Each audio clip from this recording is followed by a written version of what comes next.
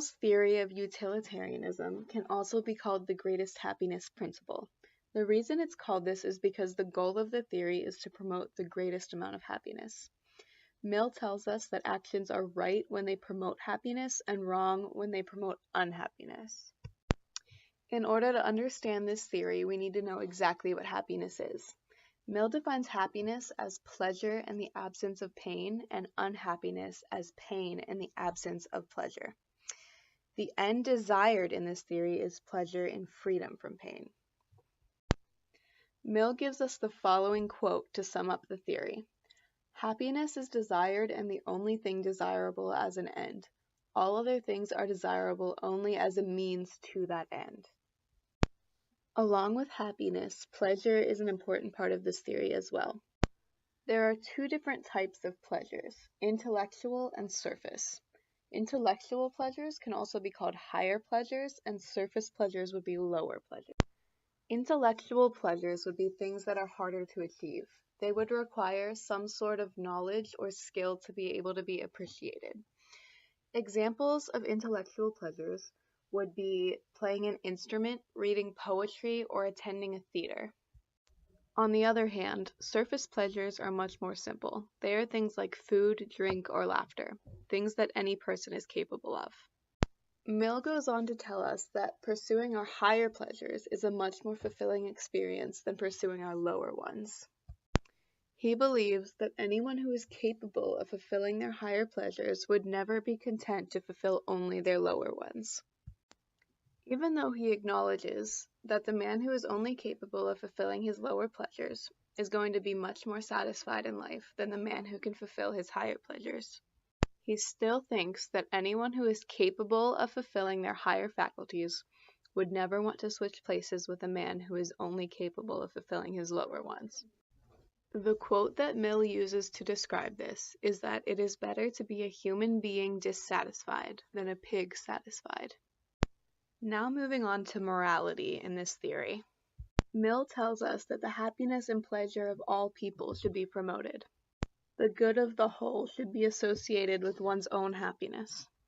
Mill then goes on to say that to do as you would be done by, and to love your neighbor as yourself, constitutes the ideal perfection of utilitarian morality. What this all boils down to is that the greatest good should be done for the greatest number of people possible. Now we are going to use a scenario to map out all the decisions possible in a situation where the utilitarian theory could come into play. One of the most famous scenarios used for this theory is the trolley situation. The trolley situation goes like this. You are a worker at a local trolley station, and you control which way the trolleys go as they travel past your area. One day as you are working, a runaway trolley comes barreling down the tracks. If you let it continue on its path, it will kill 5 innocent workers who are standing on the track. Your other option is to divert the trolley to go the other direction. In this direction is only one person standing on the tracks.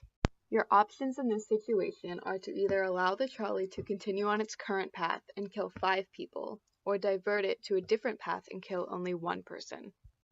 Both you and the 6 people on the tracks are going to be affected by any decision that you make. The people on the tracks are going to be impacted in an obvious way, which is whether or not they survive as the trolley passes through. But you are also going to be impacted by how much good you are able to do in this situation. Since the goal of utilitarianism is to do the greatest good for the greatest number, the choice that has to be made in this situation is to divert the trolley to kill only 1 person. Saving 5 lives is greater than saving only 1. In the ethical theory, utilitarianism, Mills explains that he believes every action must be done for the greatest good for the greatest number. This point can be considered a pro because the action must benefit most, if not all, the people being affected by it. Meaning little to no harm should be felt by those being affected by the specific action. The next pro to Mills's theory is that it focuses on happiness. Mills explains that there are 2 types of happiness, intellectual and surface. He explains that intellectual, or higher pleasures, are more valuable because they require some sort of knowledge or skill to be acquired, making them harder to achieve. Whereas surface, or lower pleasures, require no skill and are a part of basic human living. I believe Mills's explanation of pursuing higher intellectual pleasure can be a pro of his theory because he pushes us to better ourselves overall by gaining knowledge and skills. Mills presents us with a famous quote, "It is better to be a human dissatisfied than a pig satisfied. It is better to be Socrates dissatisfied than a fool satisfied." This quote shows that pursuing your intellectual pleasures and not achieving them is better than achieving your surface pleasures and not attempting your intellectual pleasures. Therefore, restating his want for us to gain knowledge and skill to become a better human being. The next pro comes with the theory getting rid of selfish tendencies in humans. The idea behind the theory is to do what's best for the greatest amount of people, and in some cases, this may not include yourself. For example, a kid walks into a store and overpays for a candy bar that he wants to buy. The cashier in the store has a moral dilemma. Should he keep the money or give exact change? A person that aligns with utilitarianism would say he needed to give exact change to the boy because in this situation, the greatest good for the greatest number would be giving back exact change to the boy and not keeping it for yourself. This can be considered as the greatest good for the greatest number because of two reasons. Number 1, lying to the boy is not considered a good action. Number 2, giving the money back to the boy would benefit him, but also your company owner and your company because you'd be honest with your customers, which will boost the company's reputation and bring in more customers, therefore making more money and good for the company and the company owner. This action, however, would not benefit you directly like the boy and the company, but it would be considered the greatest good for the greatest number. The utilitarian view would eliminate the selfish desires of pocketing the money for yourself. Another pro to Mills's theory is that there is only one principle to follow.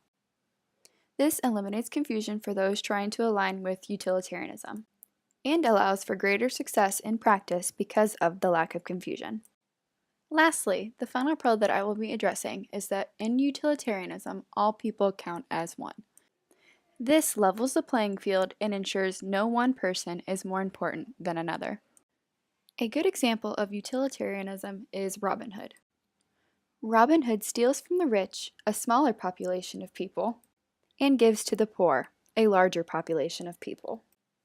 This aligns with Mills's idea of do the act with the greatest good for the greatest number because Robin Hood is taking money from a smaller population who has a lot of money and giving to a larger population who has little money, therefore benefiting more people who have less. Although utilitarianism may seem like a great theory, it still has many cons. The first con of utilitarianism is that it is said to be a cold theory. This comes from the idea that everyone counts as one. While this may sound fair, when it comes to families, many people feel they have ties to them and are obligated to choose them over strangers. Many people think that your family and friends are more important in moral decisions because you have developed important relationships with them. However, this theory does not allow for that. In addition, many people do not believe this theory is possible in many situations. Because utilitarianism is based on the greatest good for the greatest number, if an act does not accomplish that, it is considered wrong. However, a person conducting an act cannot know the consequences of that act. For example, if a plane is about to crash over a big city, but the pilot decides to steer off course and land in a less populated area, causing only the passengers to die, the pilot seems to have made the right decision because less people died. However, if a majority of the passengers were cancer researchers on their way to a conference to tell everyone the cure for cancer, then this is not the greatest good for humanity, and the pilot's choice is now considered a bad one. To simplify, this theory's standards are too high. It is asking too much of us to consider the greatest good in every moral decision where we cannot know the end result. Another con of utilitarianism is that the act that is the best for the majority is not necessarily the best for everyone. In many situations, this theory does not account for the effects of the act on the minority group. This aspect of utilitarianism is present in many minority groups that do not have enough people to get what they want. For example, when Hitler and his followers were killing Jewish people, it may have seemed that the majority was happy because they believed they were doing the right thing. However, millions of Jewish people were still being killed because they were the minority. Another example is the law against gay marriage. Gay people are the minority, so the majority was not being harmed by default. However, people were still being harmed. This is where this theory can be unclear. Is the act right just because it is benefiting the greater number, even though people are still being harmed? I do not believe so. To conclude, I am going to discuss the cons about the earlier example of Robin Hood. The pro presented was there are more poor people in the world, and the rich have enough money so they could steal from the rich and give to the poor, therefore helping more people. However, the con to this example is that stealing is unethical and would not be the best moral choice.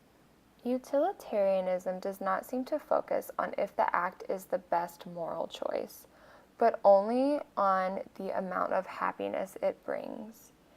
This creates questioning of this theory in the sense that even if the act is unethical, if it provides the greatest amount of happiness, it is the right act. This seems to be very contradictory, since this is a moral theory about ethics. Utilitarianism may seem to be a great idea because it creates happiness for the most people, but it does not account for those left out of the majority. It also can require self-sacrifice, which is present in many other theories as well. But since everyone counts as one, you cannot put yourself above others at all, which is very difficult as human beings always have great self-interest. So in conclusion, utilitarianism seems like a great ethical theory on paper, but has many problems when you put it into practice.